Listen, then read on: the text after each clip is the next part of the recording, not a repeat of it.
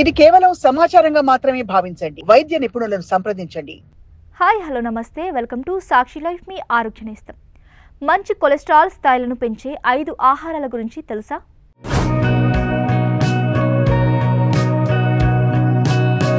ఆరోగ్యకరమైన జీవనశైలి కోసం మంచి కొలెస్ట్రాల్ స్థాయిలను పెంచడం చాలా ముఖ్యం.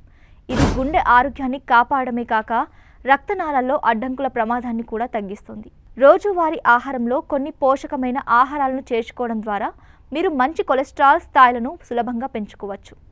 అటువంటి ఆహారాలను గురించి ఇప్పుడు తెలుసుకుందాం. చేపలు ఒమేగా 3 ఫ్యాటీ యాసిడ్స్కు మంచి మూలం. ఇవి గుండె ఆరోగ్యాన్ని మెరుగుపరచడంతో పాటు HDL స్థాయిలను పెంచుతాయి. వారానికి 2 సార్లు చేపలను ఆహారంలో చేర్చుకోవాలని వైద్య నిపుణులు సూచిస్తున్నారు. గింజలు, విత్తనాలు, బాదం, వాల్నట్, చియా సీడ్స్ విత్తనాలు, అలాగే ఫ్లాక్ సీడ్స్ వంటివి ఆరోగ్యకరమైన కొవ్వులను అందిస్తాయి.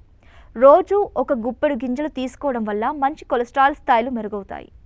Olive oil. రోజువారీ వంటలో ఆలివ్ ఆయిల్ ఉపయోగించడం వల్ల చెడు కొలెస్ట్రాల్ తగ్గి మంచి కొలెస్ట్రాల్ స్థాయిలు పెరుగుతాయి.